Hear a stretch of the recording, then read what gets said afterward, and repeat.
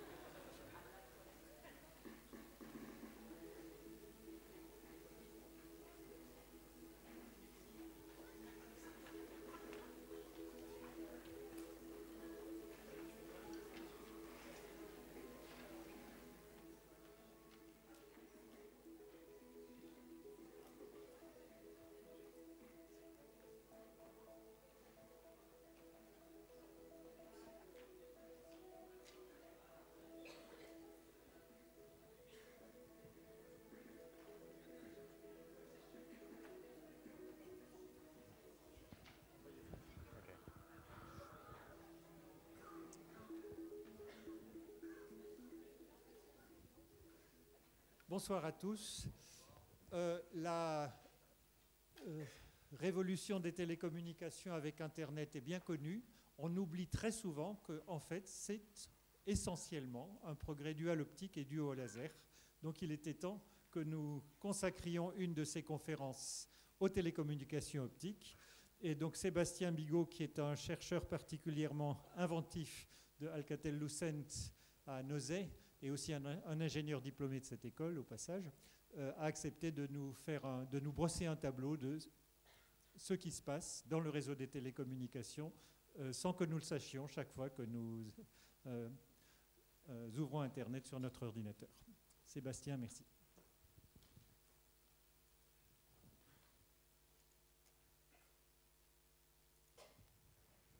Merci pour l'introduction. Donc je commence par ce petit extrait d'une bande dessinée, précisément pour illustrer ce qui vient de vous être dit, à savoir que les télécoms sans la fibre, eh bien ça ne vole pas. Et vous allez pouvoir, j'espère, comprendre, après cette présentation un peu mieux, l'importance de l'optique dans tout ce que vous faites au jour le jour. Et peut-être aurez-vous une pensée émue la prochaine fois que vous utiliserez votre ordinateur ou votre téléphone mobile en pensant à nous. Voilà, donc je suis directeur du département des réseaux optiques dans une entreprise qui s'appelle Alcatel-Lucent, qui est située pas très loin d'ici, à une dizaine de kilomètres, Nozay plus exactement, dans l'Essonne. Et le sujet de ma présentation va être l'optique dans les réseaux de télécommunications.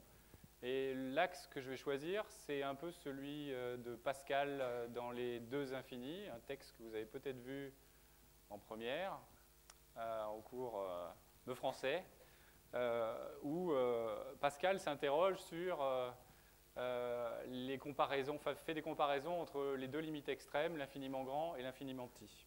Et vous verrez que les télécoms, c'est vraiment un domaine où les deux s'opposent constamment. Alors je commence, après je ne parlerai plus de la compagnie qui m'héberge, par vous inviter à ne pas confondre les deux logos que vous voyez derrière moi, parce que dans la presse, il y a un savant mélange qui est fait entre Alcatel et Alcatel-Lucent. Alcatel, c'est notre ancien nom de l'entreprise française. Notre nouveau nom, c'est Alcatel-Lucent. Et en fait, vous trouverez encore, lorsque vous allez dans les supermarchés, ce logo-là présent, en particulier sur des téléphones. Ce ne sont pas des téléphones français, ce sont des téléphones chinois. Donc chaque fois que vous trouvez ce logo-là, c'est une ancienne marque du groupe français qui s'appelle maintenant Alcatel-Lucent. Alors je ne vais pas vous décourager d'acheter des téléphones Alcatel, même s'ils ne sont pas toujours très bons. Ça c'est mon avis personnel, j'ai un iPhone, voilà. Je ne fais pas de pub pour Apple, hein. Mais Mais alors pourquoi je ne veux pas vous décourager? C'est parce que chaque fois que vous achetez un téléphone Alcatel, il y a quand même quelques euros qui tombent dans la poche de l'entreprise qui m'héberge. Donc c'est quand même pas désagréable pour nous. Alors le plan va être très simple, ma présentation, des chiffres, des records. Je vous ai parlé des 2 infinis, vous allez voir. Donc il faut bien manipuler les puissances de 10. J'espère que vous êtes à l'aise avec ça. Et je vous montrerai une expérience de transmission à 100 pétabits par seconde kilomètre. Pétabit, c'est 10 puissance 12. Terabit 12, pétabit 15, pardon. Mais moi, je m'en mêle. Alors, commençons. Alors, pendant que je vais continuer à présenter, je vais vous faire passer des enveloppes. Prenez-en chacun une. Pour l'instant, vous n'êtes pas obligé de les ouvrir. On reviendra dessus plus tard. C'est parce que...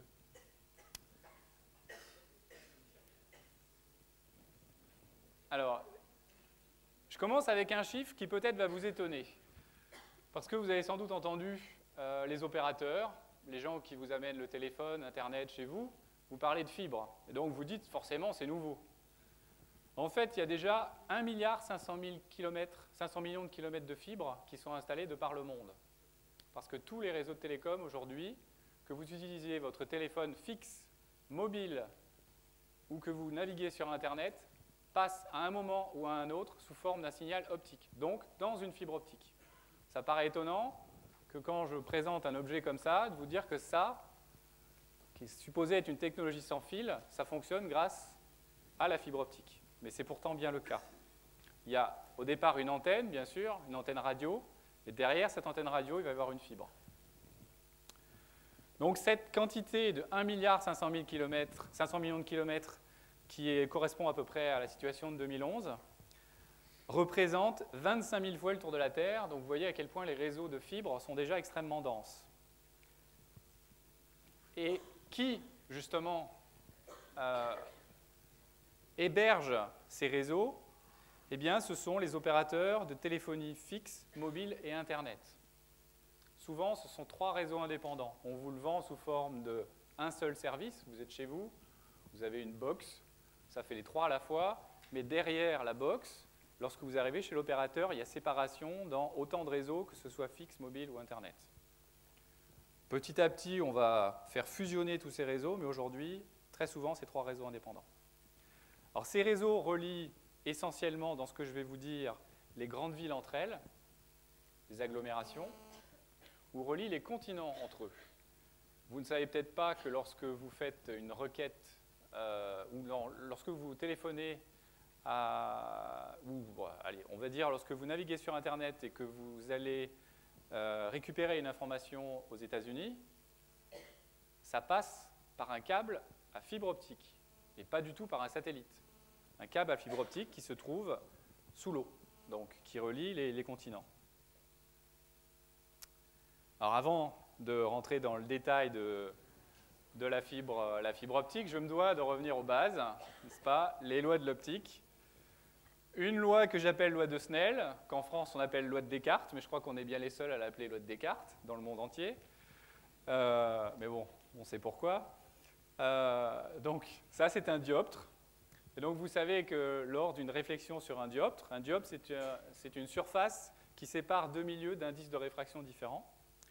Donc lorsque vous attaquez un tel dioptre avec un rayon, représenté par la flèche noire, il y a une partie qui est a priori transmise et une partie qui est réfléchie.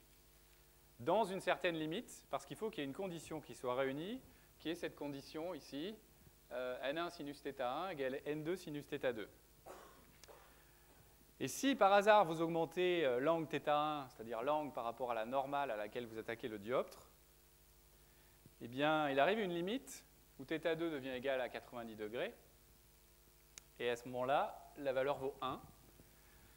Et donc vous imaginez qu'est-ce qui se passe si on va aller au-delà? La condition, l'équation qui est ici, ne peut plus être remplie.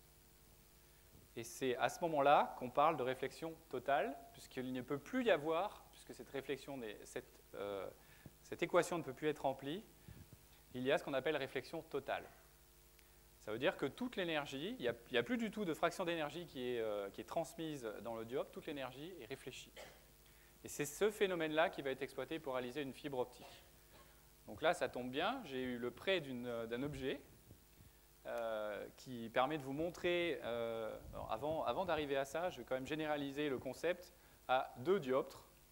Imaginez maintenant que vous avez le dioptre dont je viens de vous parler et que vous rendez la surface, qu'ici dont j'ai représenté un plan, je la rends sous forme d'un tube.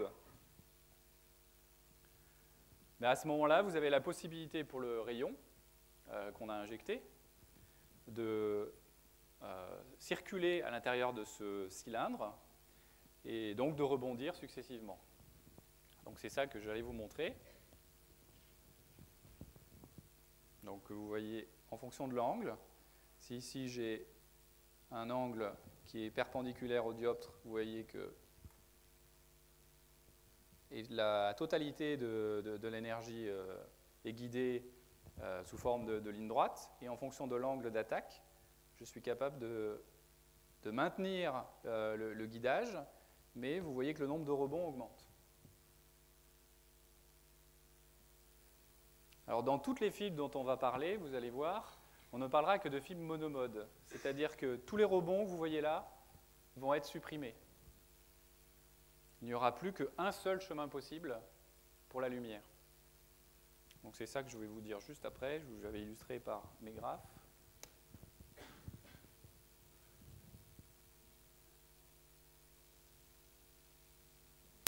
Alors vous avez compris qu'en fonction de l'angle d'attaque, l'angle θ1, eh bien, je peux avoir plusieurs chemins possibles. Et ce qui va différencier ces chemins, ben, c'est le temps que va mettre la lumière pour se propager. Donc si j'envoie un signal télécom à l'entrée d'une fibre comme celle-là, en fonction de l'angle d'attaque, donc des chemins possibles, ce qui va sortir va arriver avec des chemins décalés. Donc en fait, mon signal, de quelque nature qu'il soit, va être complètement mélangé. Parce que je vais avoir plusieurs répliques du même signal qui se superposent à des temps différents. C'est pour ça qu'on va tout faire pour faire en sorte que ces rebonds soient finalement impossibles. Et ça s'obtient en réduisant le cœur jusqu'à des niveaux qui deviennent submicrométriques.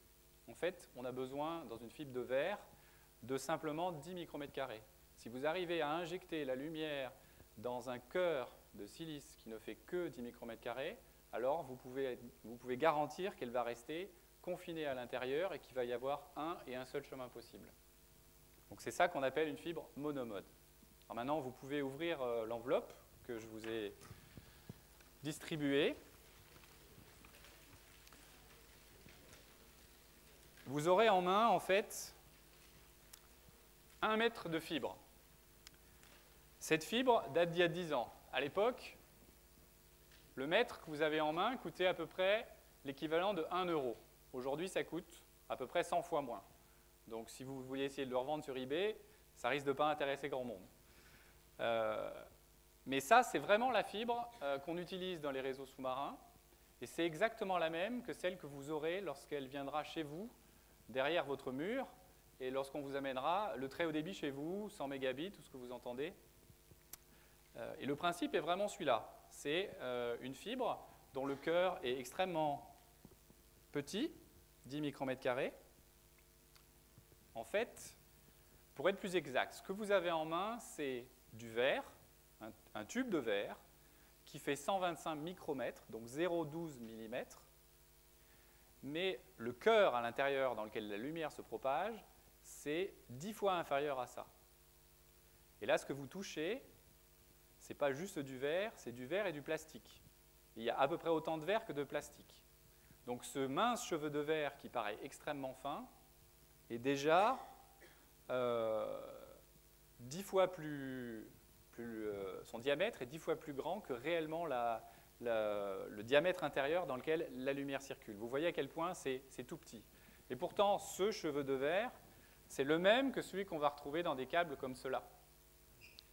Ça, c'est un câble sous-marin, donc le type de câble que l'on pose sous les mers.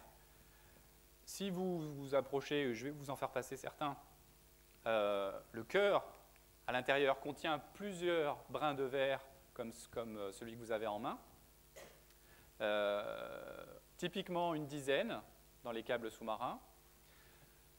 Mais vous voyez à quel point cette partie de verre et de plastique représente peu par rapport à toute la structure qui est autour.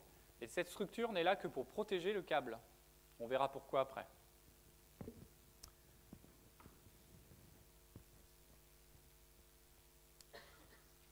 Alors, avant quand même de passer à la suite, je voudrais vous inviter à un peu jouer avec cette fibre. Vous voyez, je vous ai dit c'est du verre. Et pourtant, quand vous la manipulez, vous avez l'impression que c'est très malléable. Ça ressemble à du fil électrique finalement. Et essayez de faire, prenez un bout, parce que sinon vous allez épuiser tout le reste et vous n'aurez plus de souvenirs. Prenez une extrémité et essayez de faire une boucle avec. Vous voyez à quel point, donc là je fais une boucle de diamètre à peu près 2 cm. Et essayez de réduire la taille de la boucle en tirant dessus, en diminuant petit à petit le diamètre. Vous arriverez à quelques millimètres, ça tiendra encore avant que ça casse. Et puis quand même, au bout d'un certain temps, vous vous rappellerez que c'est du verre. Vous vous retrouvez avec 2 bouts. Donc vous voyez à quel point c'est malléable, cette chose-là, bien que ce soit du verre. Et cette malléabilité vient d'abord et avant tout du revêtement plastique. Si j'avais amené la pince qui me permet de retirer le revêtement plastique, vous auriez à peine pu faire typiquement 2 cm, après ça aurait cassé, tout de suite.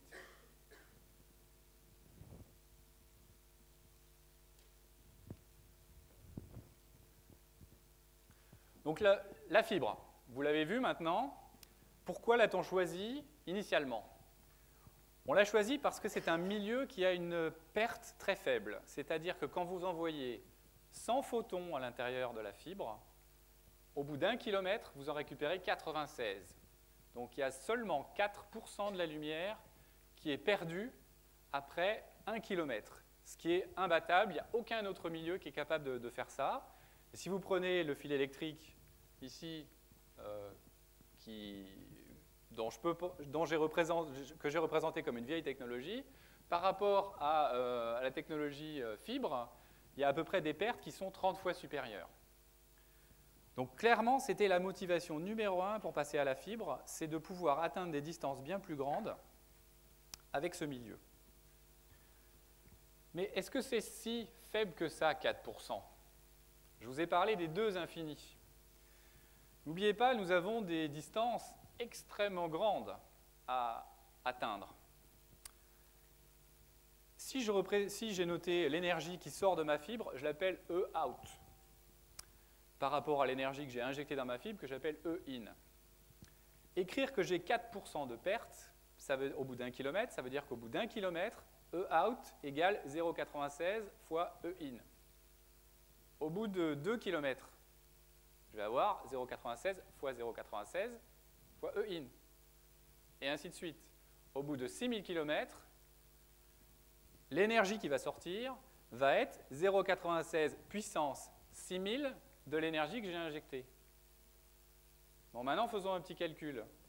Alors déjà, si vous aviez une calculette et que vous essayez de taper 0,96 puissance 6000, en général, ça fait 0. Parce que la calculette, elle n'a pas les moyens. Donc il faut prendre un PC et faire le calcul avec un nombre de chiffres significatifs assez important. Donc 0,96 puissance 6000, ça veut dire 4 10 puissance moins 7. C'est 107, pardon. Vous lisez mieux que moi. Maintenant, imaginez qu'au bout de ces 6000 km, je ne veuille récupérer qu'un seul photon, un pauvre photon. Eh bien, avec cette équation-là, vous êtes capable de calculer l'énergie qu'il me faudrait à l'entrée de mon système qui fait 6000 km. Et là, vous trouvez à peu près quelques milliards de fois l'énergie de l'univers, si on estime l'énergie de l'univers à 10 puissance 70. Même si je me trompe un peu sur l'énergie de l'univers à quelques ordres de grandeur près, on est encore très très loin de quelque chose de réellement pratique. Je pense que vous avez bien compris que si on essayait d'injecter l'énergie de l'univers dans une fibre, elle a toutes les chances de fondre un tout petit peu avant. Alors, comment est-ce qu'on s'en sort? Parce que je vous ai quand même dit qu'on arrivait à transmettre de l'information sur des distances transocéaniques. Et bien là, on a une solution magique que l'optique nous a fournie, qui s'appelle l'amplificateur. Alors, qu'est-ce qu'un amplificateur? eh bien, c'est aussi une section de fibre optique. D'ailleurs, si vous la regardiez, elle serait identique à celle que vous avez en main. Mais parfois, elle n'est pas plus longue que celle que vous avez en main. À comparer aux 6000 km dont je vous parlais, qui constituent le câble et qui se trouvent à l'intérieur de ces grandes structures. Là, parce que c'est une section très courte, en général, on va la mettre dans une boîte. Qu'est-ce que cette fibre a de particulier par rapport à l'autre qui sert à faire de la transmission? Eh bien, elle est dopée. Dopée avec un composant particulier qu'on appelle l'ion erbium. Et comment cette fibre dopée va servir à faire de l'amplification? Eh bien, c'est par un phénomène que Einstein a particulièrement bien mis en évidence, qu'on appelle l'émission stimulée. L'émission stimulée, je vous le représente ici, vous avez une pompe, en général c'est un autre laser, un laser de forte puissance, que l'on injecte en même temps que le signal affaibli qui s'est propagé. Et donc, voilà, imaginez vous injectez 100 photons, après 100 km, il vous en reste plus qu'un. Dans certaines fibres, dans certaines conditions. Donc imaginez, il n'en reste plus qu'un. Et vous voulez récupérer les 100 photons que vous avez initialement. Et bien voilà, vous exploitez, vous injectez ça dans cette petite section de fibre, en même temps que ce fort signal de pompe. Encore une fois, c'est un autre laser. Et par émission stimulée, le signal de forte pompe va venir exciter les atomes d'erbium qu'on a mis dans la fibre et les rétrocéder au signal affaibli pour l'amplifier. Alors, histoire que vous compreniez mieux, je voudrais donner une analogie avec un autre phénomène, le son.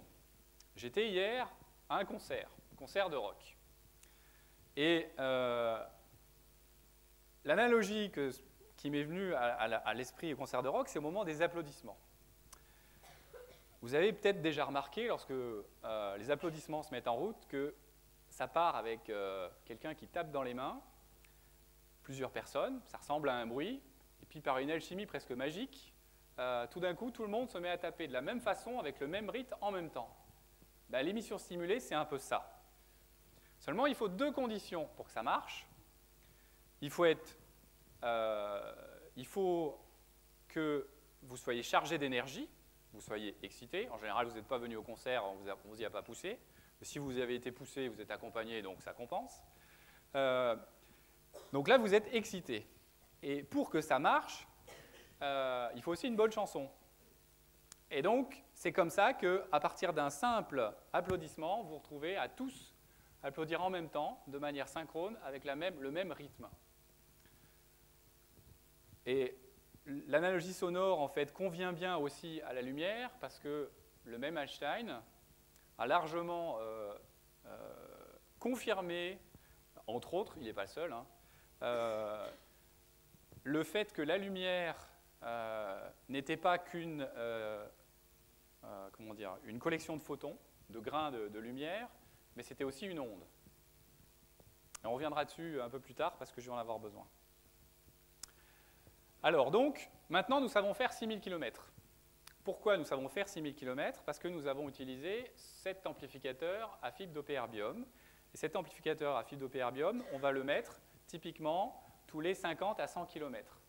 Donc là, voilà, j'ai représenté un cas où au bout d'un tronçon, on perd un facteur 100. Donc vous arrivez avec une énergie E-in, vous récupérez 0,01 fois E-in. Et vous faites ça de manière périodique. Mais l'énergie dont vous avez besoin à ce moment-là, au contraire de milliards de fois l'énergie de l'univers, eh bien, c'est simplement l'énergie qu'il vous a fallu pour passer de 0,01 à 100, multiplié par autant de répéteurs que vous en avez eu besoin tout au long de la transmission. Et si on fait 6000 km, il y a typiquement une centaine de... je ne sais plus le chiffre, mais ça se compte en centaines. Je crois, je l'ai mis après, une centaine de répéteurs dans un câble transocéanique, typiquement.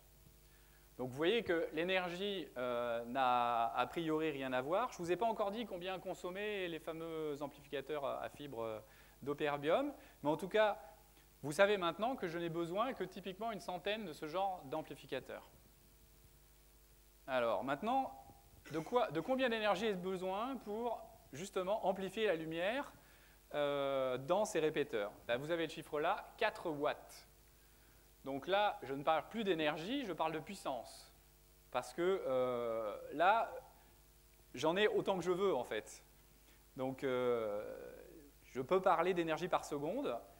Et ça vous permet de comparer à des valeurs que vous avez en tête qui sont bien plus l'énergie, la puissance dont a besoin une ampoule électrique, par exemple. Donc 4 watts, c'est vraiment très faible. Et il nous faut donc juste 100 répéteurs pour compenser l'atténuation de 4 10 puissance moins 107 sur 6000 km. Donc ça devient bien plus réaliste. Pour ça, et pour vous montrer à quel point du coup cette solution-là devient extrêmement écologique, si je puis dire, c'est qu'avec 4 watts, je vais vous montrer qu'on est capable d'amplifier l'équivalent de 10 terabits. 10 terabits, 1 terabit, c'est 10 puissance 12.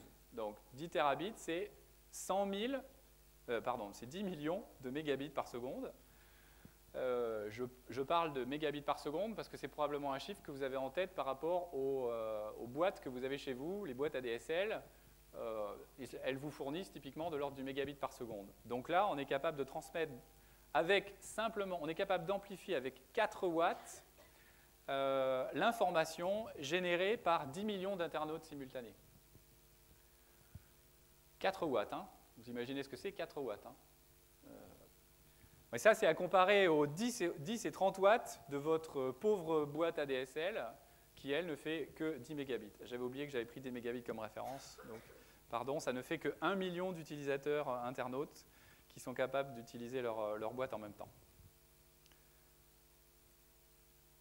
Alors, parce qu'il y a toujours les deux infinis, n'est-ce pas?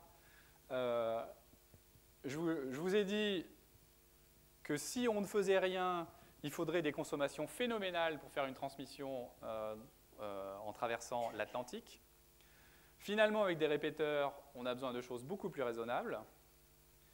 Mais néanmoins, si on raisonne différemment, imaginez que j'ai une grosse quantité d'informations à transmettre. Alors là, quand je dis grosse, c'est vraiment très importante. 10 puissance 7 clés USB à 32 gigabits. Bon, il y a de quoi mettre pas mal de photos, de vidéos et tout ça. Hein. Et imaginez que je cherche à aller transmettre cette information entre Melbourne et Paris. Ça va prendre, dans un avion, à peu près le tiers d'un cargo. Et ça va vous demander l'équivalent de 10 puissance 6 kg équivalent de CO2. Je ne sais pas si vous connaissez cette quantité équivalent CO2, mais on en parle beaucoup à la télévision. C'est une mesure de l'impact énergétique. Maintenant, imaginez que je veuille faire la même chose aujourd'hui par Internet. Et j'ai à ma disposition, je vous ai parlé de 10 terabits, là j'ai juste supposé une transmission à 1 terabit. J'aurais pris 10, ça ne changeait pas la face du monde. Hein. Et bien à ce moment-là, il va me falloir 1 mois pour transmettre la même quantité d'informations, alors que par avion, le trajet entre Melbourne et Paris, ça met qu'une journée. Donc il va me falloir 1 mois, et ça va l'impact écologique de la chose va représenter 10 puissance 8 kg équivalent CO2. Ce que je veux dire par là, alors là, ça n'est pas que l'optique, il faut bien comprendre, c'est l'optique et l'électronique, mais c'est un message pour vous faire comprendre qu'Internet, ce n'est pas parce que c'est virtuel, ce n'est pas parce que vous avez l'impression quand vous naviguez sur Internet que sur votre iPhone que finalement la seule dépense énergétique que vous avez, c'est votre recharge que vous avez branchée sur le transformateur que vous mettez sur le 220 volts. Pour faire fonctionner le réseau, il y a de l'énergie. Et résumer un réseau à un terminal comme ça, c'est comme si vous disiez que la poste, ça se résume à une enveloppe. La poste, c'est le postier, c'est des trains, c'est des postes déjà, des bureaux de poste, je veux dire. C'est des centres de tri, c'est des avions, c'est des trains, toute une infrastructure pour transmettre votre enveloppe de l'émetteur jusqu'au destinataire. Eh bien, tout ce réseau qui vous est transparent existe. Et c'est celui-là qui est largement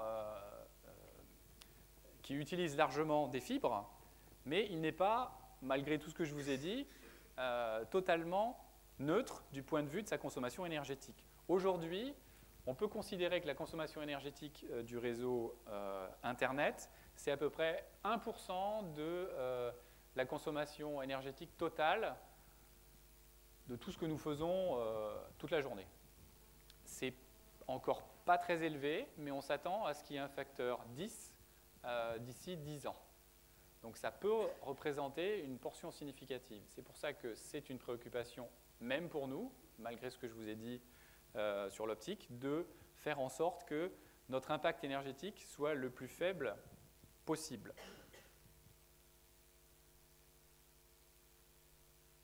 Alors maintenant, je vais quand même vous rentrer dans le détail un peu plus de qu'est-ce qu'on transmet et comment est-ce qu'on utilise la lumière et comment est-ce qu'on l'envoie dans la fibre. Je vais commencer par vous parler des couleurs utilisées. Les couleurs se mesurent grâce à la longueur d'onde. Et j'ai représenté là à gauche le spectre visible. Le spectre visible, il s'arrête typiquement à 800 nanomètres, on commence à avoir du mal à voir. Et les télécoms, en fait, travaillent bien plus haut, autour de 1500 nanomètres. C'est-à-dire que si vous cherchez à regarder à l'œil ce qui sort d'une fibre, je ne vous le recommande pas, hein, parce que ça peut être dangereux, mais si jamais vous aviez cette idée saugrenue, vous ne verriez absolument rien. Par contre, il y a quand même de l'énergie. C'est pour ça que c'est dangereux. Par contre, ce qu'on sent très bien, si on prend une fibre dans laquelle on a fait circuler de l'information et qu'on l'approche de la peau, là, vous sentirez comme une pointe d'épingle. Donc là, ça vous rappelle qu'il ne faut surtout pas approcher une fibre alimentée devant son œil. Ce que ça va faire, c'est que d'abord, c'est que ça va vous brûler l'œil. Donc faites extrêmement attention avec ça. Donc ce n'est pas parce qu'elles sont invisibles qu'elles ne sont pas potentiellement dangereuses pour l'œil, mais néanmoins c'est cette zone-là qu'on va exploiter. Moi je vais vous les représenter en couleurs artificielles, c'est pour ça que je vais quand même vous montrer du bleu, du rouge, du jaune, mais ce sera des couleurs, n'oubliez pas, qui sont purement artificielles. Alors pourquoi on a choisi cette longueur d'onde-là? Alors la première réponse, c'est que les fameux 4% dont je vous ai parlé, qui représentent les pertes au bout d'1 km de fibre, eh bien, ils sont valables que dans cette région-là précise. Et si j'avais travaillé dans une autre région, vous voyez que ça peut monter jusqu'à des valeurs qui sont assez élevées, voire beaucoup plus élevées que ce qu'on a dans un câble électrique.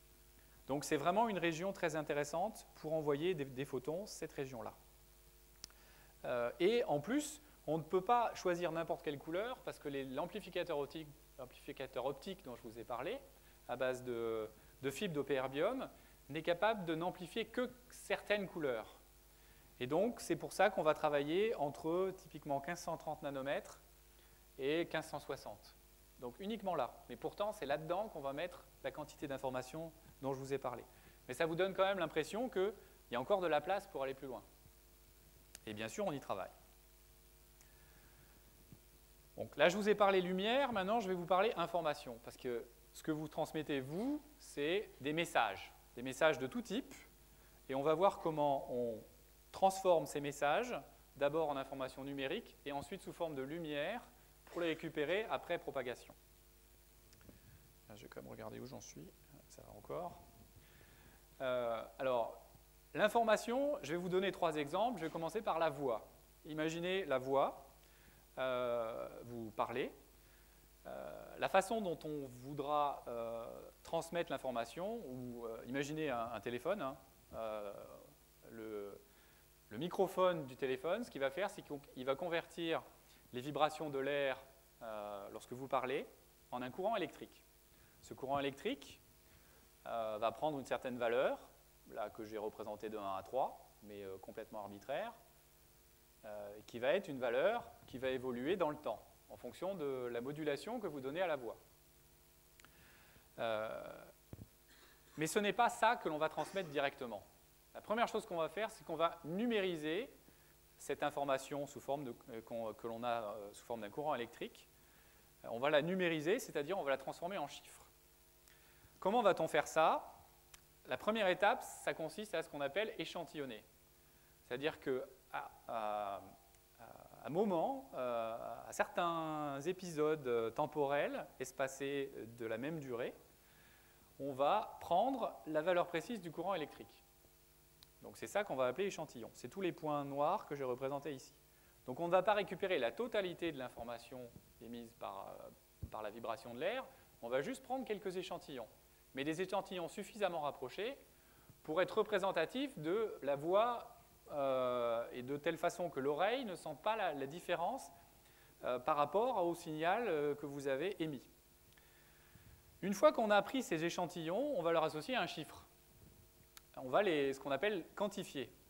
Et là, j'ai repris la même valeur que ce que j'avais de courant électrique. J'avais mon courant électrique, j'avais dit qu'il allait de 1 à 3. Imaginez que c'est des milliampères, par exemple. Eh bien, je vais leur associer un chiffre, pareil, de 1 à 3. Donc, le niveau haut ici de ce signal-là, ça va correspondre à 3. Et du coup, le signal initialement qui représentait la modulation de l'air se convertit en une succession d'échantillons, de courants, qui sont du coup des fractions discrètes. Et voilà ce que ça donne. Une fois qu'on a cette liste de chiffres, 0, 2, 3, 3, 2, 1, comme vous savez, le fait de compter en base 10 est parfaitement arbitraire. C'est parce qu'on a 10 doigts. Hein. On n'est absolument pas obligé de compter en base 10. Et il se trouve que l'informatique n'aime pas la base 10, préfère la base 2. Ça, je pense que vous avez vu il y a quelques années. Moi, j'ai vu ça, j'étais en 6e, je crois, donc ça ramène à un certain temps. Le passage d'une base à l'autre. Donc, je ne sais pas quand vous avez vu ça, vous, mais en tout cas, on n'est pas obligé de compter en base 10, on peut compter en base 2. Et à ce moment-là, un 0 se transforme en 0, 0, un 1 se transforme en 0, 1, un 2 se transforme en 1, 0, un 3 se transforme en 1, 1, et ainsi de suite. Et du coup, le signal ici, qui était la modulation de l'air, il se transforme sous cette forme-là en un courant électrique qui porte le signal numérisé et qui se trouve être la succession de 0, 2, 3, 3, 2, 1, représentée sous forme binaire. Donc une succession de 0 et de 1. 1 correspondant à il y a du courant, et 0, il n'y a pas de courant. Donc ce passage d'une information qu'on l'appelle analogique, la modulation de l'air, en un signal numérique, c'est ce qu'on va appliquer pour tous les messages que l'on va chercher à transmettre. Donc là, vous avez la voix, donc le téléphone que vous décrochez, c'est comme ça que ça se passe, et depuis longtemps. Le téléphone est numérique depuis longtemps.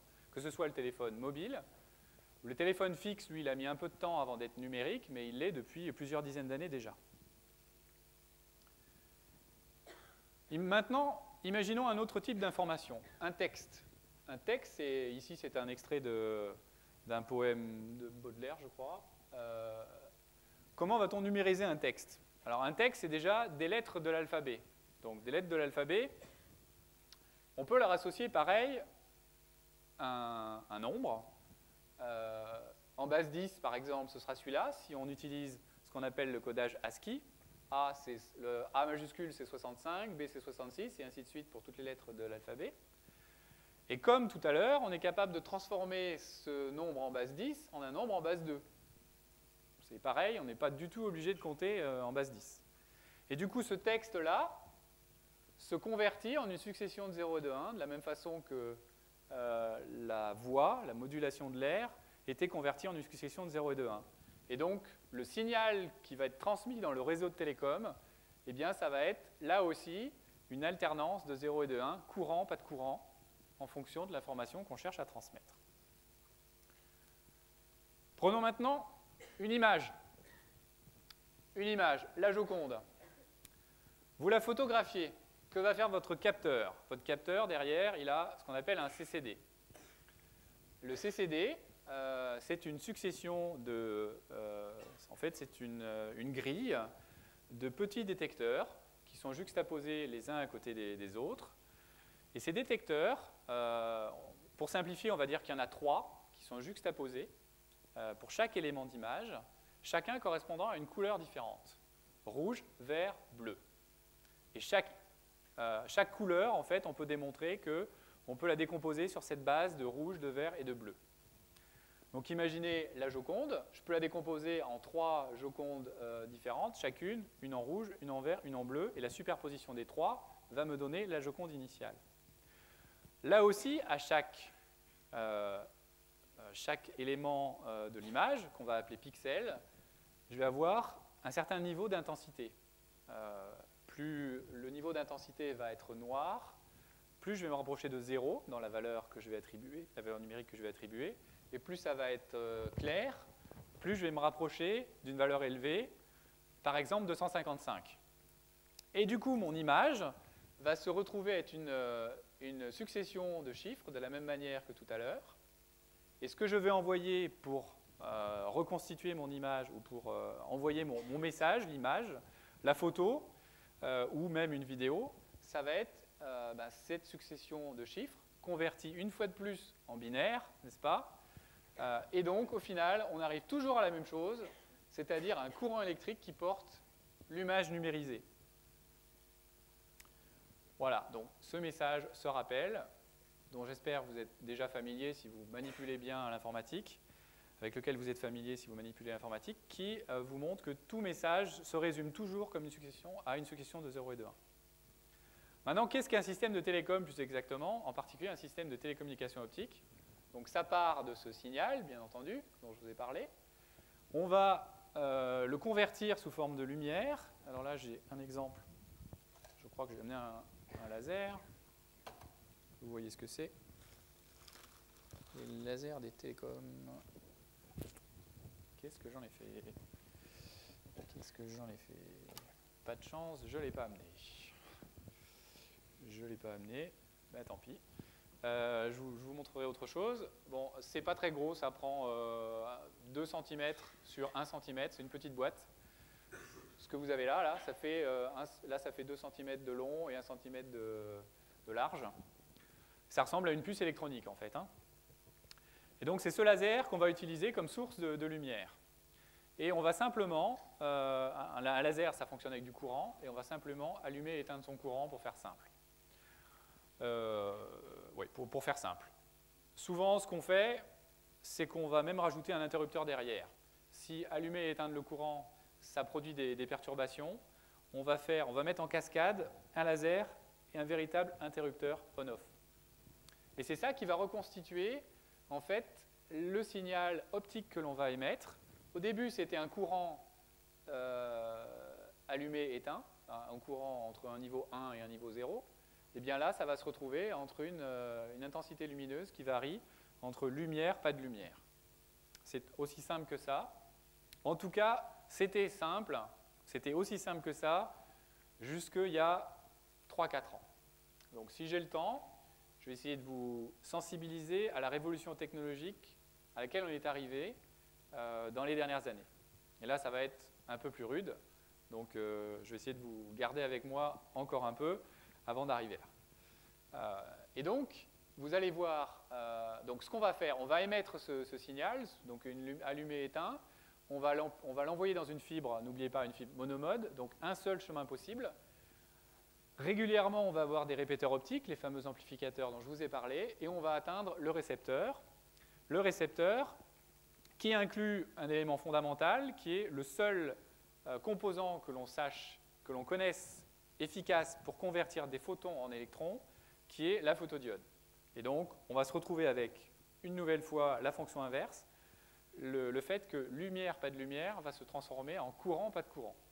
Et donc, vous récupérez ça, vous avez un correspondant qui vous avait envoyé ce message, et vous le recevez comme ça sur votre ordinateur, ou alors de la même façon, vous le recevez sur votre téléphone, converti en voix, avec le complémentaire du microphone, c'est-à-dire le haut-parleur. Alors, jusque-là, je vous ai exposé le concept de base d'un système optique. Maintenant, je voudrais qu'on discute un peu ensemble pour qu'on essaie de comprendre quels sont les différents types de ces systèmes Et en particulier, j'ai en tête la différence entre un système terrestre et un système sous-marin. Alors déjà, ce qui les différencie, c'est les distances. Je vous ai dit, les réseaux terrestres relient les grandes villes entre elles, éventuellement autour des agglomérations, comme l'agglomération parisienne, elle est très grande, donc on va avoir ce genre de système dit terrestre. Ça commence à peu près à 150 km, on les appelle longue portée, jusqu'à ultra longue portée, 4000 km. Ça, c'est pour traverser un continent, comme les États-Unis ou même l'Europe, hein. Il y a des liens qui sont très longs. Et ça s'oppose au réseau sous-marin, où là, il faut franchir les mers. Merci. Donc, on m'a amené un laser, donc je vais pouvoir au moins le boîtier. Là, il y a même le composant à l'intérieur, donc vous pouvez, je vais vous le faire passer. Vous pouvez voir à quoi ça ressemble à l'intérieur. Donc j'en étais, je vous disais, les réseaux sous-marins, eux, relient les continents entre eux, et donc il faut absolument franchir la distance, parce qu'on ne peut pas s'arrêter au milieu, n'est-ce pas? S'il n'y a pas d'île, il n'y a pas moyen de récupérer un câble. Et donc, les distances à franchir dans ces cas-là, c'est 6 000 jusqu'à 12 000 km pour les plus longs. Et ça, 6 000, ce sera entre New York et Brest, la Bretagne en fait. C'est là où il y a le plus grand nombre de câbles sous-marins. Et l'autre région du monde où il y a beaucoup de câbles sous-marins, c'est entre la côte ouest des États-Unis, typiquement Los Angeles, jusqu'au Japon, ou éventuellement Chine. Donc maintenant, je voudrais que vous me disiez, à votre avis, qu'est-ce qui fait la différence entre un système terrestre et un système sous-marin? Qu'est-ce que ça vous évoque, terrestre et sous-marin? Pourquoi est-ce que c'est plus facile ou plus difficile de faire un réseau terrestre ou un réseau sous-marin? Oui.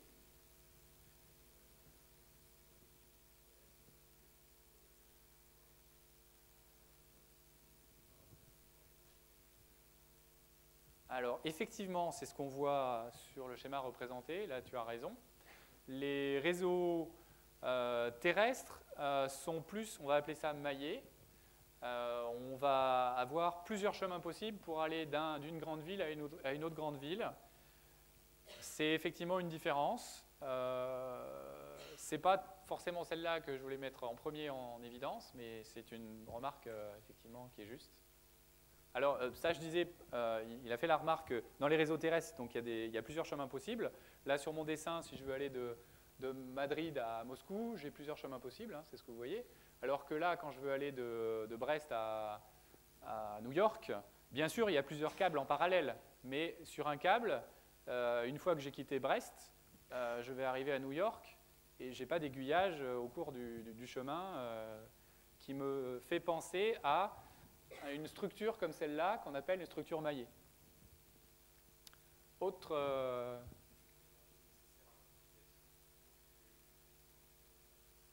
Oui, excellente remarque. C'est même celle que j'attendais en premier. Et je n'ai pas toujours autant de succès, donc bravo. C'est effectivement la raison première pour laquelle il y a des différences entre les réseaux terrestres et sous-marins, c'est que quand vous êtes à 3000 km des côtes, il y a un répéteur, il faut bien l'alimenter, et si vous n'amenez pas l'énergie avec vous, eh bien, le répéteur ne fonctionne pas. Alors que dans un réseau terrestre, eh bien, si vous êtes à Paris, à Lyon ou à Dijon, la centrale nucléaire, elle n'est pas loin. Donc la vraie différence, et si vous le voyez d'ici, je n'ai pas amené un câble terrestre, malheureusement. Ça ne ressemble pas à grand-chose, un câble terrestre, ça ressemble à du fil électrique. Hein. Mais là, ce que vous voyez sur ce câble sous-marin, il y a ici une zone de cuivre. Une zone, je vous le ferai passer, une zone de cuivre qui est la région qui nous sert à amener l'énergie nécessaire pour alimenter tous les répéteurs, les fameux 100 ou plusieurs centaines de répéteurs dont nous avons besoin en ligne. Et il y a 12 000 volts qui circulent, 12 000 volts continus qui circulent pour permettre d'alimenter ces câbles. Donc la vraie différence, elle est d'abord là. Et c'est d'ailleurs une des raisons principales, il y en a d'autres, mais qui font que finalement c'est souvent plusieurs compagnies, même Alcatel-Lucent est numéro 1 des câbles sous-marins, mais même chez Alcatel-Lucent, ça n'est pas la même entité qui fabrique les câbles sous-marins et qui fabrique les câbles terrestres. Et ça a beaucoup rapport aux techniques énergétiques et aux autres choses dont j'attends que vous me donniez des idées. Oui. La pression, ça je l'ai à chaque fois. Alors en fait, c'est vrai, la pression, mais c'est une bonne remarque, hein. La pression est effectivement beaucoup plus contraignante dans les conditions sous-marines, mais en fait c'est presque favorable. C'est-à-dire que les répéteurs préfèrent lorsqu'il y a de la pression, parce que ça va les maintenir hermétiques. Et même si on se trouve à quelques milliers de mètres sous l'eau, on préfère être dans ces conditions-là qu'être proche des côtes, où là on va se retrouver dans des situations où il y a plus de problèmes potentiels qui peuvent arriver. Par exemple, le fait que la température de l'eau, elle est beaucoup moins constante lorsqu'on est proche des côtes que lorsqu'on est sous l'eau. Et donc ça peut avoir un impact sur l'étanchéité. Mais je suis sûr que du coup la discussion peut vous donner plein d'idées. Vas-y.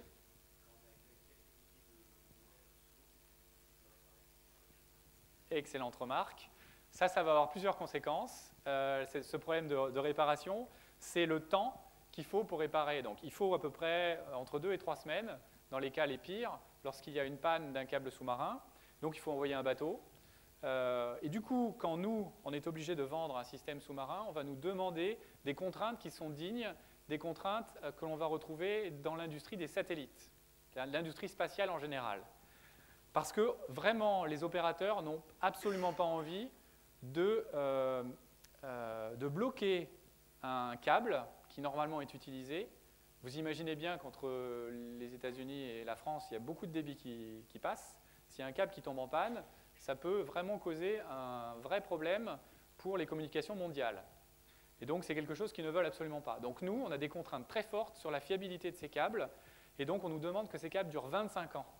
Alors que les câbles terrestres, eux, vont durer que 10-15 ans. Alors, le paradoxe, c'est qu'il se passe exactement l'inverse.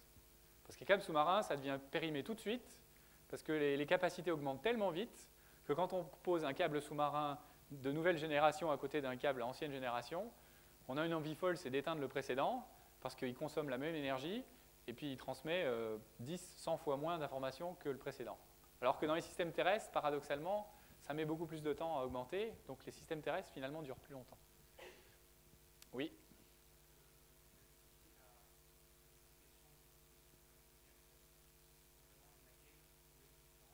Oui. Oui.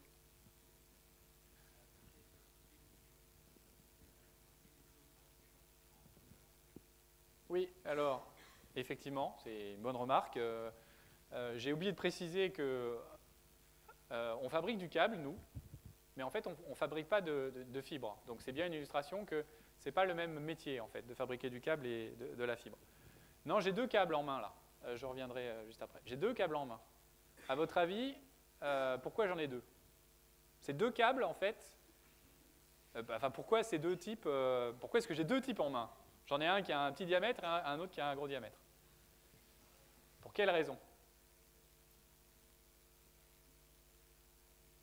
Je crois que c'est facile à deviner, hein? Non? Pardon? Ah non. Non, là, j'ai que du sous-marin. Pas de chance. C'est pas une... Non, c'est pas une question de débit. La fibre, on l'a vu ensemble, c'est la même pour tout le monde. Hein. Oui, au fond? Exactement, c'est la profondeur. Pourquoi la profondeur? Parce que plus vous allez être proche des côtes, plus vous avez une chance que le câble se casse. Et je crois que j'ai enlevé le transparent sur le sujet, mais les causes principales de casse de câbles, c'est d'abord les bateaux de pêche avec leurs filets, et en deuxième, c'est les ancres de bateaux. Et si vous allez à 6000 mètres, si vous posez un câble à 6000 mètres, il y a peu de chances qu'il y ait une ancre qui vous gêne. Bon, il y a autre chose aussi, c'est que quand vous arrivez sur la plage avec un câble et que vous avez des familles qui font des pâtés dans le sable, vous n'avez pas envie que vos enfants trouvent du 10 000 volts à proximité. Donc c'est pour ça qu'on a besoin de câbles un peu plus protégés et surtout enterrés. La vraie différence, c'est que quand vous arrivez près des côtes, ils vont être enterrés, alors que dans les grands fonds, ils vont juste être posés. Alors, j'ai même pas le câble qui est posé. Là, c'est le plus petit que j'ai, mais le câble qui est posé, il est encore plus petit que celui-là. Donc, du coup, ça, c'est un câble qui est près des côtes, qui est très protégé, et celui-là, c'est pour les grands fonds. Enfin, pour les fonds raisonnables. Les grands fonds, je vous ai dit, je ne l'ai pas, il est encore plus petit que celui-là. En fait, dans les grands fonds, on enlève carrément toute l'armature. Alors, je vais vous faire circuler ça.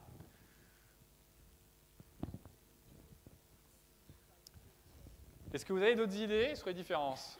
Parce que vous n'avez pas tout dit, en fait. Oui.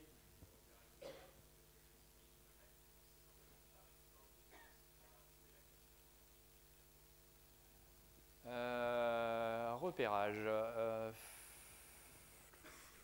Que dire là-dessus? C'est aussi une excellente remarque. Et effectivement, on ne fait pas de la même façon entre les deux. Mais c'est plus pour des raisons techniques que vraiment... en gros, ce qu'on fait pour repérer une cassure, on envoie une impulsion lumineuse et on regarde comment elle revient. Et si à un moment elle ne revient plus, c'est qu'il y a une cassure. En fait, c'est ça l'idée. Et c'est ce qu'on fait en sous-marin, typiquement. Et pourquoi je dis elle revient, en fait, ça j'aurais dû préciser. Les 4% dont je vous ai parlé, les 4% magiques qui font que la fibre elle a si peu de pertes, c'est parce qu'il y a un effet qu'on appelle l'effet Rayleigh, qui fait que lorsqu'on vous envoyez un certain nombre de photons, eh bien, même si le milieu est très très bon, il y en a une toute petite partie qui vous revient.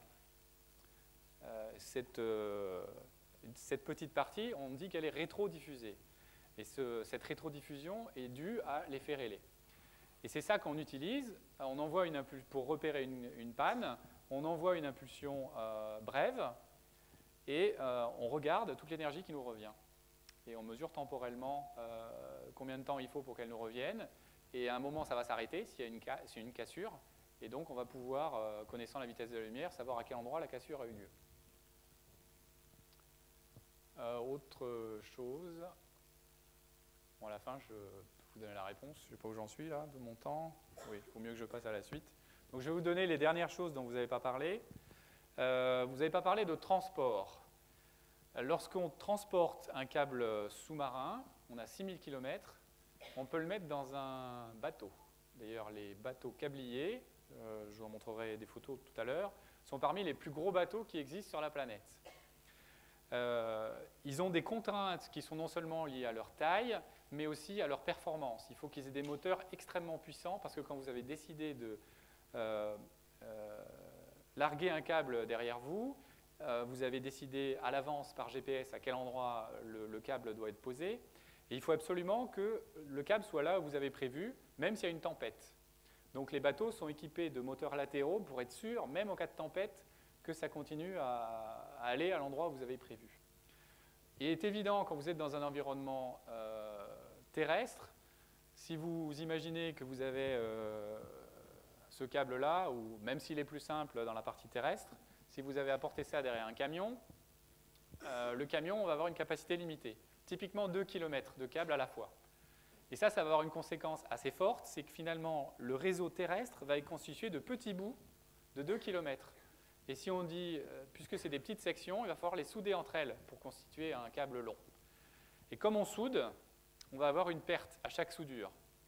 Et le résultat, c'est qu'on va avoir des câbles qui ont des pertes qui sont sensiblement supérieures à 4%, plutôt 6%, et 6%, ça fait une différence énorme par rapport à 4, même si je n'ai pas les éléments ici pour vous en faire sentir l'ampleur. Mais le passage de 4 à 6 a des conséquences très importantes, qui vient de cette simple logique de conditionnement. On ne sait pas transporter sur un camion plus que 2 km. Il y a parfois même, imaginez que vous êtes sur une autoroute. Les câbles à fibre optique, on les place souvent sur des infrastructures existantes. Donc sur des pylônes EDF, sur des autoroutes, le long des voies de chemin de fer. Imaginez si vous êtes sur une autoroute, vous dites, là il y a plein de place, je vais pouvoir mettre un énorme camion et transporter plein de fibres à la fois. Et bien là, il y a des règlements de la préfecture qui vous interdisent d'immobiliser une section d'autoroute sur plus de 5 km. Donc de toute façon, vous êtes obligé de mettre une section, vous allez être obligé de souder. Donc ça, vous n'y couperez pas.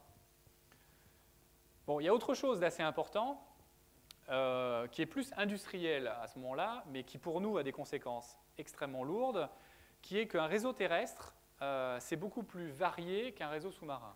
Lorsqu'on construit un câble sous-marin, on en construit un. Il y a un client qui vient nous voir, qui nous dit « je veux aller de Brest à New York », on lui construit exprès pour lui.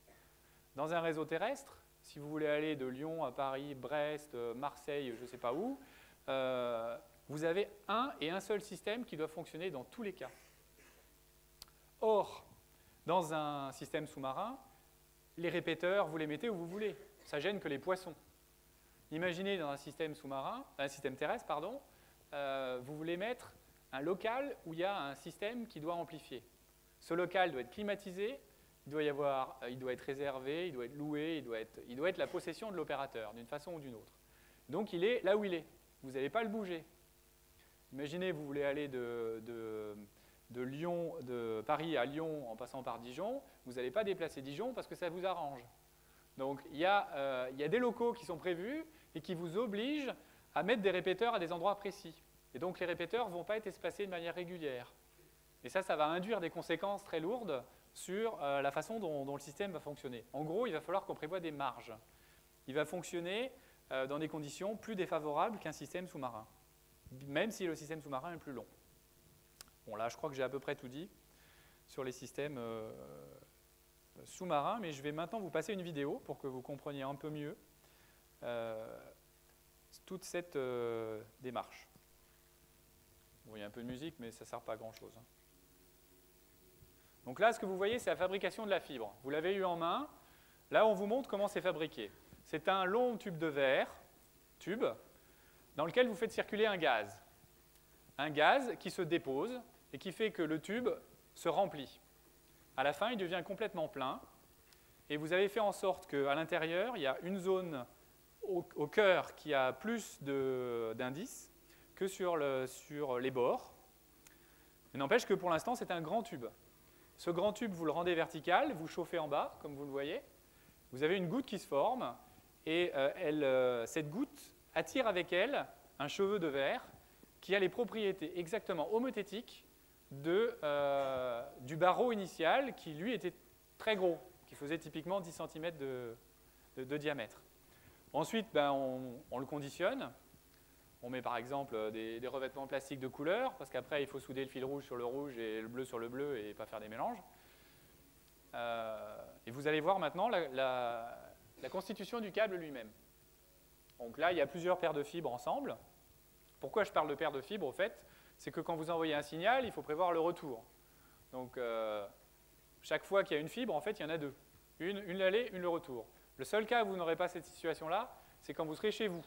Là, vous aurez une seule fibre chez vous. Vous n'aurez pas une fibre aller, une fibre retour. Mais tous les systèmes terrestres et sous-marins ont toujours deux fibres. Voilà, vous avez un répéteur. Vous voyez à quel point c'est compact. Ça, c'est ça qui consomme 4 watts et qui est capable d'amplifier, on va voir typiquement 10 terabits d'informations en une fois. Et vous en avez à peu près 8 dans ces grosses boîtes qu'on appelle des répéteurs et qui sont des structures hermétiques. C'est celles-là qui vont être posées au fond des fonds sous-marins.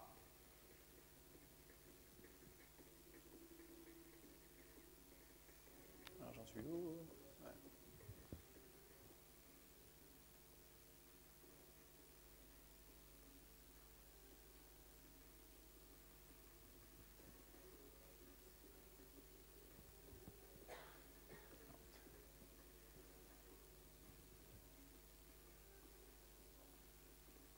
Donc ce n'est pas transportable par un individu parce que ça pèse plusieurs centaines de kilos. C'est pour ça que vous voyez qu'il y a tout un appareillage très compliqué pour le faire.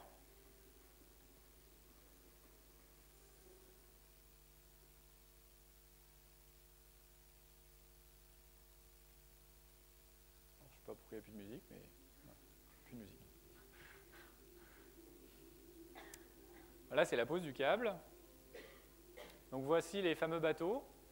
Alors là, vous voyez que le logo a changé, hein, ça c'est l'ancien logo. Donc c'est ça qui sont des bateaux impressionnants. Vous pouvez les voir à Calais en fait. Ces bateaux câbliers sont pour l'essentiel basés à Calais.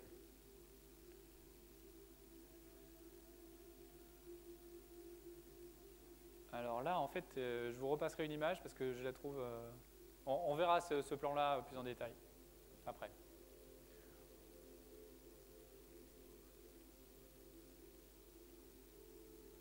Donc là, vous avez le bateau qui va à pleine vitesse, enfin, à la vitesse de croisière, on va dire, et qui laisse poser le câble, tout simplement. Ce n'est pas plus compliqué que ça. C'est simplement posé sur le sol.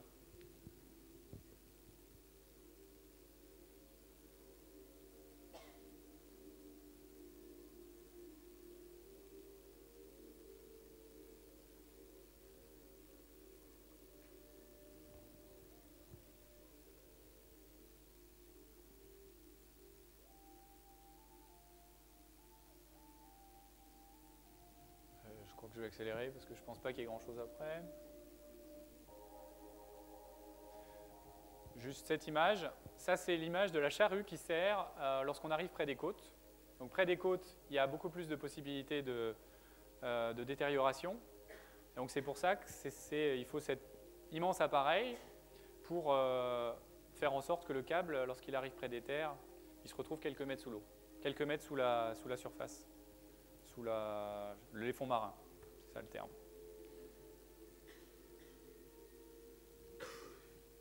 Bon, je vais arrêter là parce que le reste n'est pas très intéressant.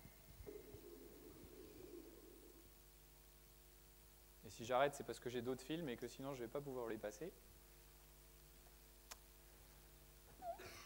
Alors souvent les câbles sous-marins, on s'en souvient lorsqu'il y a une panne. Parce que je vous ai dit, Internet passe largement par les câbles sous-marins. Et voilà, si par hasard il y a un problème, eh bien ça peut avoir des conséquences très lourdes. Donc je vous donne un exemple là qui s'est passé en 2008. Il y en a eu d'autres depuis. J'aurais préféré un plus récent, mais je n'ai pas trouvé. Mais ça arrive régulièrement, une panne. Donc là, vous avez une information trouvée sur Internet. 3 câbles ont été coupés en même temps. Alors c'est bizarre, 3 câbles en même temps. Déjà, c'est fâcheux parce que 3 câbles, c'est en général, s'il y en a 3, c'est un moyen de s'assurer que s'il y en a un qui tombe en panne, les 2 restent en fonctionnement. Donc 3 d'un coup, bon, c'était une panne extrêmement sérieuse. Et vous voyez à quel endroit elle a eu lieu, c'est représenté là, dans cette zone ici, autour de, je crois que c'était au large d'Alexandrie.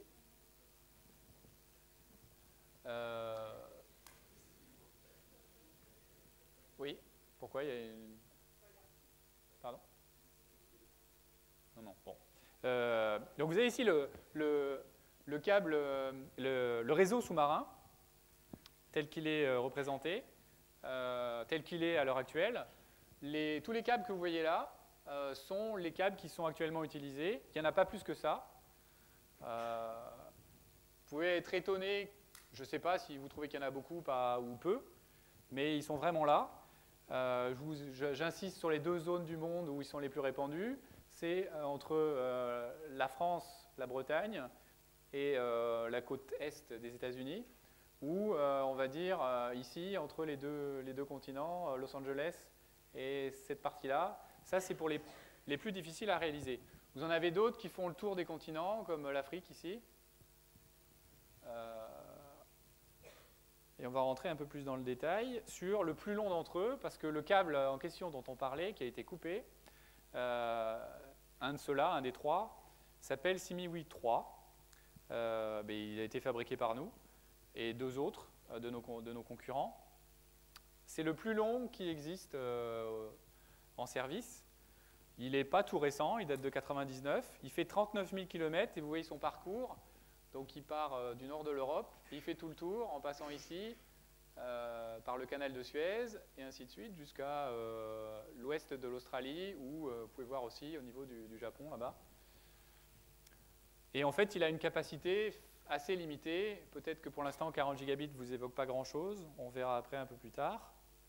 Il a un petit frère qui s'appelle Simiwi 4 qui passe aussi par le même coin, donc qui part de Marseille et qui lui a un peu plus de capacité, qui a aussi été coupé en même temps. Donc il fait partie des 3 câbles qui ont été coupés. Donc voilà. Donc là, ce qu'on trouvait sur Internet, c'est des gens qui se posaient des questions. Qu'est-ce qui s'est passé? Une personne de France Télécom, à l'époque, disait que l'hypothèse la plus probable, c'était celle d'un mouvement sismique qui avait rompu ou écrasé les câbles. Et il parlait aussi d'une possibilité liée à l'encre d'un navire. On sait maintenant que c'est l'encre d'un navire qui a fait ça. Un pétrolier qui avait laissé traîner son encre dans un endroit qui normalement est balisé comme interdit, et qui a malencontreusement tout cassé. Et ça a mis un certain temps avant de réparer. Alors là, vous avez les bateaux câbliers. Simplement, j'en profite pour faire une remarque sur des choses aussi qu'on voit sur Internet. La théorie du complot qui va derrière. Les gens se disent 3 câbles sous-marins qui sont coupés en même temps, c'est pas possible, il y a un truc, il y a quelqu'un qui a fait quelque chose de pas bien. Donc c'était un acte terroriste. Bon. Donc maintenant on sait de quoi il était question. Mais quand même, je voudrais vous inviter à lire la phrase de la fin. Totalement paranoïaque pour certains, ces adeptes de la théorie du complot sont de plus en plus nombreux sur la toile. Et en fait, ils imaginent que plusieurs pays disposeraient, selon ces sources, de sous-marins spécialisés dans la pose de systèmes d'écoute des câbles transcontinentaux. Alors là, je suis parfaitement d'accord avec le monsieur qui est interrogé juste après, qui donne son avis, à savoir que faut savoir qu'un câble sous-marin, ça coûte quand même un demi-milliard d'euros. Donc, aller vouloir écouter un câble sous-marin comme ça, c'est un peu cher. J'imagine que la NSA doit avoir beaucoup d'argent, mais il y a quand même beaucoup de câbles. Hein. Donc, s'imaginer aller prendre, déjà on le verrait, hein, accessoirement, prélever une partie de la lumière sur un câble, ça se voit, c'est inévitable.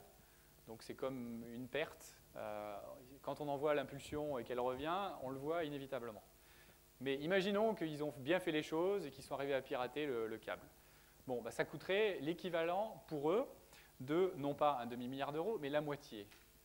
Donc, je crois que ce n'est pas très réaliste d'imaginer que des gens pourraient penser à ça.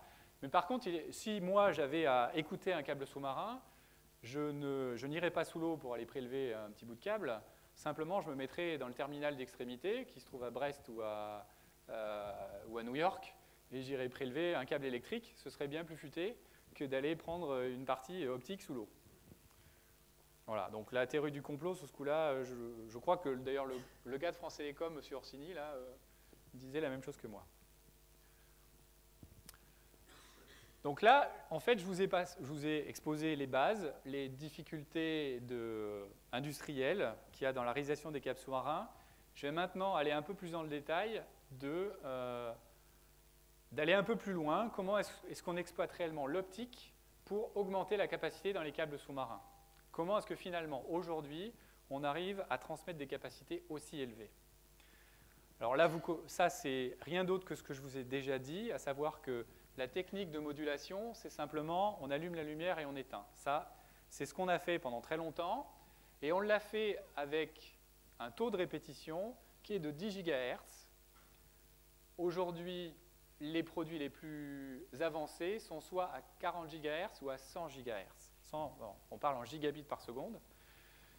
Giga, vous avez ici le rappel des préfixes.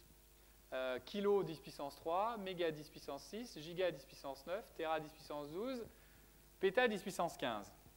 On est déjà à péta, donc il va bientôt falloir apprendre le suivant.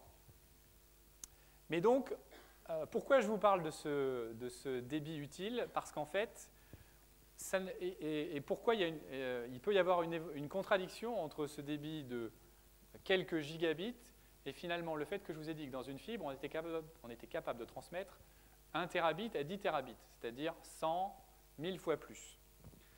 Comment fait-on? La première des techniques, elle est très facile à comprendre. On utilise le fait que la lumière, ça a une couleur, donc une longueur d'onde, et qu'on peut très bien exploiter plusieurs longueurs d'onde simultanément dans une même fibre. Imaginez que vous avez ce message, le même message que tout à l'heure. J'ai voulu représenter, si vous envoyez tout dans la même fibre, tout va être mélangé, vous n'arriverez absolument pas à récupérer l'information. En revanche, si vous mettez le même message, chacune avec des couleurs différentes, et que vous trouvez un moyen de les combiner, et bien là, si vous êtes attentif, de loin c'est peut-être un peu difficile, mais moi j'y arrive, même si le signal est superposé, vous allez arriver à lire en bleu, en vert, en orange et en rouge. Et pourtant, toutes les couleurs sont superposées, parce que l'œil est très bon et sait faire le boulot. Bon, il y a mieux que ça, hein. Il y a ce qu'on appelle les multiplexeurs. Ici, j'ai représenté ça sous forme d'un prisme, parce que le multiplexeur le plus connu pour décomposer la lumière, c'est souvent le prisme. C'est celui qu'on a en tête. On arrive avec une lumière blanche, la lumière du soleil, typiquement. On envoie cette lumière sur un prisme, et on voit les couleurs de l'arc-en-ciel derrière. Donc il y a bien un éclatement spatial d'un signal qui, initialement, était directif. Donc on passe d'un signal venant, par exemple, d'une fibre, et on le sépare en autant de fibres qu'il y a de couleurs. C'est ce qu'on appelle la technologie du multiplexage en longueur d'onde.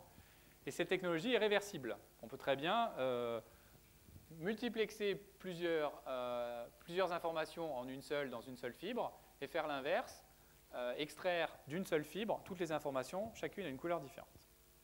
Alors dans la réalité, on n'utilise pas un prisme, parce que les prismes, ça ne fonctionne pas bien aux longueurs d'onde où on travaille. Donc on va préférer utiliser des réseaux de diffraction. Donc c'est le même effet que celui que vous voyez lorsque vous regardez un compact disque. Si vous regardez un compact disque à lumière ambiante, vous verrez que ça va diffracter de la même façon qu'un prisme. Et bien, c'est ça qu'on utilise. Donc ça, c'est ça que je voulais vous montrer ici. Finalement, le débit que l'on va transmettre dans une seule fibre, ça n'est pas le débit individuel émis par un seul laser, c'est la somme des débits transmis par la somme des lasers émettant simultanément. Donc si un laser émet à 10 gigabits et que vous en avez une centaine, eh bien, le débit total sera 10 fois 100, c'est-à-dire 1 terabit par seconde. Aujourd'hui, les systèmes les plus performants que l'on est capable de vendre, c'est 100 lasers, typiquement à 100 gigabits. Ça fait 10 terabits par seconde. Après, je vais vous donner des ordres de grandeur de à quoi ça correspond par rapport à des références que vous avez sans doute. Mais avant, je reviens à mes câbles sous-marins parce qu'il y a une image que j'aime bien.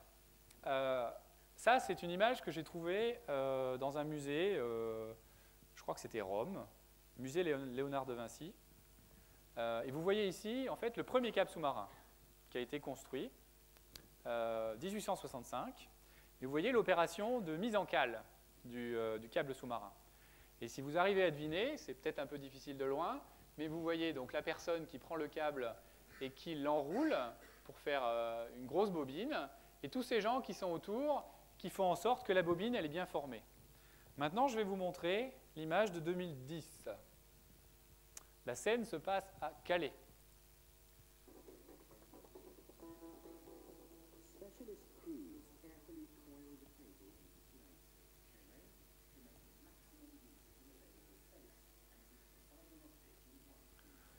Alors, il y a les mêmes personnes qui sont allongées par terre avec des petits marteaux et qui font en sorte que le câble s'enroule. Alors, jusque-là, on peut se dire, bah, il faut le faire, donc on le fait. Maintenant, souvenez-vous, je vous ai dit, il y a 6000 km de câbles.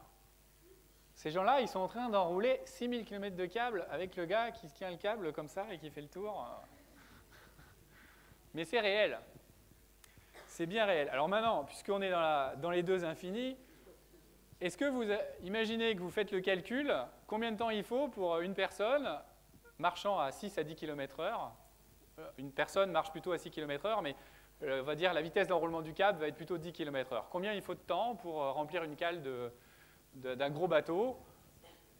Quelques mois, pas plus. On va dire quelques semaines. C'est parfaitement jouable, à condition de travailler en 3/8. Et bien sûr, ces gens-là travaillent en 3/8. Mais c'est vraiment comme ça que ça se passe, aussi bluffant que ça puisse paraître. Si, c'est réel. Donc c'est ça que les élèves de deuxième année vont aller voir, c'est les gens qui trimballent le câble. Voilà. Et cette scène se passe à Calais, donc c'est même pas en Chine. On ne va pas aller chercher des employés. Voilà.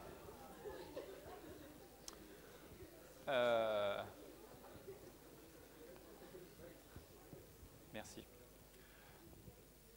Alors là, en fait, je n'aurai pas le temps de vous donner les détails des technologies les plus avancées à laquelle nous sommes arrivés. Donc, en fait, mon équipe a été est surtout reconnue à l'international par un certain nombre de records qu'on a obtenus, tous obtenus dans le sud de Paris, pas loin. Et 25, là, vous avez 25 records de transmission. Il n'y en a que 23 représentés parce qu'il y en a d'autres qui ont été rajoutés après. Et qui vous montrent là où on en est. En fait, ce que je représente sur cette courbe, ça n'est pas le débit par fibre, c'est le produit du débit fois la distance. Parce que c'est vraiment ça qui explique à quel point c'est difficile de faire une transmission. Il ne suffit pas de générer 10 terabits et de les transmettre sur 100 mètres. Il faut vraiment les transmettre le plus loin possible. Et souvent, lorsqu'on va très loin, on est obligé de de faire des compromis sur la capacité totale qu'on est capable d'envoyer. Donc, typiquement, on va être obligé de diminuer le nombre de lasers à utiliser simultanément. Donc, c'est vraiment le produit des deux qui traduit la complexité et la difficulté d'y arriver. Donc, je vais en particulier me focaliser sur la dernière expérience, où on a transmis 15 terabits sur 7200 km. Si vous tapez le nom d'Alcatel-Lucent ou mon nom sur Internet aujourd'hui sous Google, il y a de grandes chances que ce soit cette expérience qui apparaisse. Pourquoi? Parce que quand vous faites le produit de 15,5 fois 7200 km, vous arrivez à 112 pétabits par seconde kilomètre. C'est la première fois qu'on dépassait le chiffre fatidique de 100 pétabits par seconde kilomètre. Voilà, donc je reviendrai après sur qu'est-ce que ça représente, mais vous sensibilisez à qu'est-ce qui est difficile lorsqu'on fait un système comme celui-là. Alors, je vous ai dit, on envoie des impulsions lumineuses. On allume la lumière et on éteint très rapidement, d'accord. Mais au cours de la propagation, il se passe tout un tas d'effets qui vont venir perturber le signal et qui vont faire qu'à la fin, eh bien, les 0 et les 1 qu'on a émis sont très difficiles à reconnaître. Et tout notre travail va être d'améliorer les techniques, de faire en sorte déjà que les 0 et les 1 se propagent le plus loin possible, et à la fin d'améliorer les techniques pour les reconnaître. Et ça va consister à travailler sur différents éléments d'un système, en commençant par le transmetteur. Donc les techniques de modulation de la lumière, on va plus simplement allumer et éteindre le laser, on va travailler un peu plus avec la lumière, en se souvenant que la lumière, c'est un vecteur complexe pour ceux à qui ça parle, et donc il y a une phase, une amplitude et une polarisation. Et on va jouer avec ça. On peut aussi travailler sur... oui, je vais y arriver. Okay. Aussi bizarre que ça puisse paraître, je vous ai montré une fibre, mais il y a plusieurs types de fibres. Et les répartir astucieusement, ça peut avoir un impact sur la distance maximum qu'on est capable d'atteindre. Donc toute cette ingénierie du choix de la fibre peut avoir une conséquence qui peut se traduire par un facteur 10 sur la portée, si vous le faites bien ou si vous le faites mal. Ensuite, les répéteurs optiques eux-mêmes, même s'ils sont à fibre d'OP-erbium, ce que je vous ai expliqué, ils peuvent être plus ou moins longs. Et on peut, choisir des puissances de pompe qui sont plus ou moins fortes. Il y a plusieurs même techniques d'amplification. Je vous en ai exposé qu'une, qui est l'amplification d'OP-erbium. Il y en a d'autres. Et donc tout ça, on peut y travailler pour améliorer la performance. Et donc nous, on n'a pas utilisé l'amplification à fibre d'OP-erbium pour faire le record dont je vous ai parlé. On a aussi, parce qu'on connaît les effets physiques qui distordent les fameuses impulsions que l'on a émises, puisqu'on les connaît, on est capable parfois d'en compenser une partie. Et donc, parfois, en ligne, on va mettre des dispositifs particuliers dont la mission va être d'inverser les phénomènes qui se produisent. Et enfin, on va travailler sur le récepteur, où là, on peut travailler sur, non pas avec une simple photodiode, mais avec des techniques de détection qui sont bien plus intéressantes et bien plus riches. Je vous ai dit que la lumière, c'était d'abord un vecteur, donc une amplitude, une phase et une polarisation. Si vous n'utilisez qu'une photodiode, vous ne récupérerez que l'amplitude. La phase et la polarisation est totalement inaccessible avec une photodiode. Mais on connaît des techniques, toujours reposant sur des photodiodes, en utilisant des interféromètres, je ne sais pas si ça vous parle, pour certains peut-être, des interféromètres qui nous permettent d'aller beaucoup plus loin dans la connaissance que l'on a de la lumière reçue et d'avoir accès à l'amplitude, la phase et la polarisation complètement. Ce que je vous disais, la fameuse expérience a été très médiatisée. Il y a plus de 100 médias dans le monde que j'ai récupérés sur Internet qui en parlent, dans toutes les langues. J'espère qu'ils disent pas de mal de nous. Quand c'est en polonais, je crois qu'il y en a en islandais, il y en a en russe. Il y a un article dans la Pravda sur nous, sur ce sujet précis. Donc voilà, un écho médiatique très important.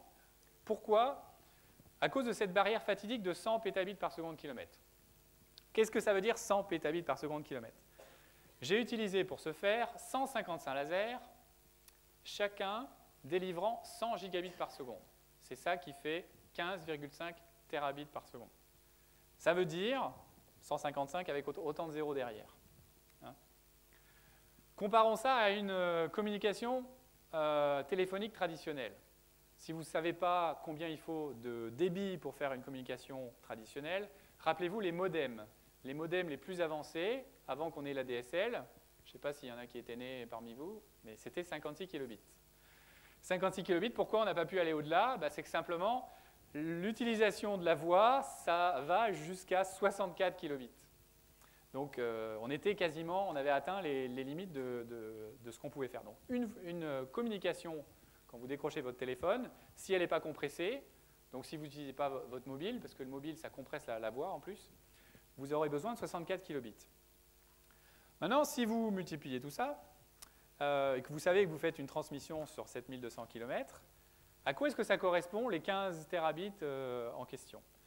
Eh bien, c'est comme si la totalité de l'Europe décrochait son téléphone en même temps et cherchait à communiquer avec un correspondant, chacun différent, sur le continent américain, donc tous en même temps. Ce qui paraît être un scénario complètement aberrant. On n'imagine pas que tout le monde décroche son téléphone en même temps et ait envie d'appeler un correspondant à l'autre bout. Et ça, alors pourquoi du coup on crée ce genre de système extrêmement performant? Là, c'est un sujet de recherche, hein, ce n'est pas encore commercial, mais on n'est pas loin de ces chiffres-là commercialement. Mais donc, on est capable de le vendre aujourd'hui. Et pourquoi les gens sont intéressés par ces systèmes-là? C'est d'abord à cause de la vidéo. C'est parce que ces câbles, aujourd'hui, transmettent vous, moi, on échange beaucoup de vidéos, et donc ça demande des capacités considérables. Et ce débit de 155 terabits par seconde, ça correspond à 400 DVD par seconde. Après, il faut les voir. Heureusement, on est nombreux à partager le milieu. Hein. Donc, quand je dis 400 DVD par seconde, c'est à partager entre dizaines de milliers d'utilisateurs en même temps. Donc, vous allez quand même devoir attendre un certain temps avant de les recevoir. Vous n'allez pas recevoir les 400 tout de suite. Ou alors, il va falloir que vous trouviez un moyen de couper la ligne de tout le monde en même temps pour être tout seul. Donc ça, malheureusement, je vais être obligé de passer. C'est plus technique.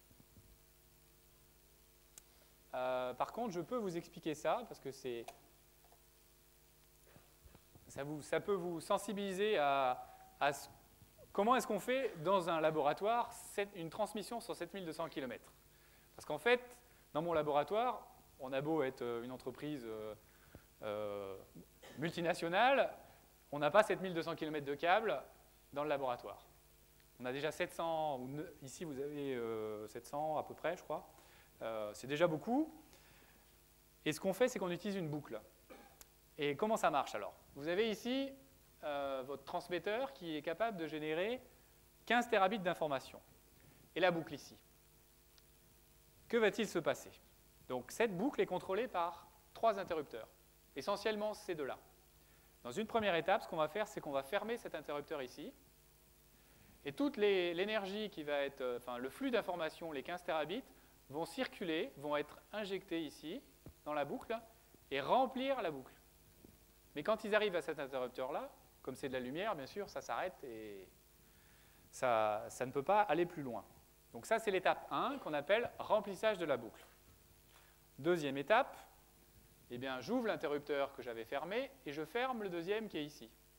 Du coup, l'énergie et le flot d'informations qui était prisonnier à l'intérieur de la boucle va se mettre à circuler. Et à ce moment-là, je lance mon chronomètre et je sais que le temps que met la lumière pour faire un tour. Et il suffit que je récupère ce qui sort de la boucle. En ayant connaissance de mon chronomètre, je sais ce qui aura fait un tour, 2 tours, 3 tours, 4 tours, 5 tours, et ainsi de suite. C'est comme ça que j'arrive à extraire une information avec 720 km de boucle à faire 7200 km simplement en faisant 10 tours. Et il suffit après que je synchronise mon équipement de mesure par rapport à mon chronomètre. Je compte jusqu'à 10. Enfin, 10 fois le temps que met la lumière pour faire un tour. Voilà. Ça vous montre une photo de à quoi ressemble un laboratoire de transmission optique. Donc il y a plein d'équipements qui de loin ressemblent à des équipements électriques. Mais en fait, la plupart des câbles que vous voyez là sont des câbles à fibre optique. Ils sont simplement un peu plus protégés que ceux que je vous ai donnés en souvenir. Alors, quand même, avant de conclure, parce que ça n'apparaît pas tellement dans ce que je vous ai dit, derrière, il y a quand même des équations. Donc, je vous encourage à continuer les mathématiques. Cette équation en particulier, je vous la présente parce que on ne sait pas la calculer complètement. On dit qu'elle n'est pas intégrable. Et donc, le A, c'est en fait le champ électrique, donc ce qui représente la lumière. On voudrait être capable, en fonction de la distance Z, de reconstituer ce qui se passe en fin de propagation, et on ne sait pas le faire. Donc pour ça, on doit utiliser des outils numériques qui sont extrêmement puissants, faire des simulations qui utilisent donc des équations et tout ce que vous apprenez en ce moment. Donc, j'espère, là c'est mon dernier slide, j'ai une petite vidéo pour terminer. Donc j'espère que vous aurez une pensée émue la prochaine fois, dans quelques années, quand vous utiliserez Ethernet, votre mobile, et que vous aurez la possibilité de naviguer toujours plus vite, une pensée émue en pensant à l'équipe pas loin d'ici, qui est à l'origine de la technologie qui vous permet de faire ce que je vous ai montré, qui permet de faire l'expérience à 100 pétabits par seconde, qui est maintenant une solution commerciale que nos clients, les opérateurs Orange, Free et tous les autres achètent pour équiper tous vos réseaux fixes mobiles. Donc je boucle la boucle sur les deux infinis. Je n'avais pas forcément de grandes ambitions techniques en venant ici sur ce que vous auriez pu retenir de ce que je vous ai dit, mais au moins retenez les préfixes, parce que ça a l'air d'être très compliqué chez certains de les manipuler. Voici Christian Poncelet, président du Sénat durant 10 ans, autrement dit un homme habitué à s'exprimer de manière claire et distincte. Ici, pas de message, nous ayons le débit, je crois, à 4 mégas,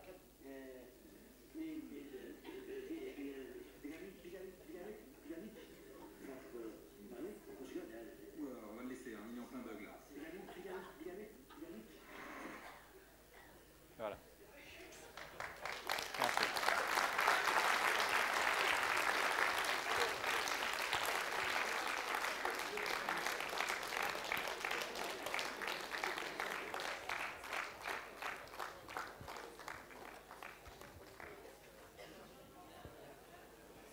C'était passionnant, Sébastien, merci beaucoup. Je crois qu'on va être très frustrés parce que les autocarathons, il ne faut pas les faire attendre trop longtemps.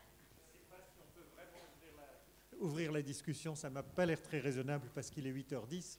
Dites-moi, est-ce que vous vous sentez dans quelques mois prêt à ce que nous réinvitions Sébastien pour nous en dire plus? Je crois que c'est ce qu'on peut faire de mieux.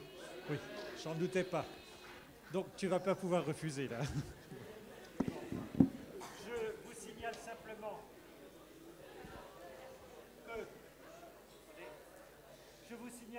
que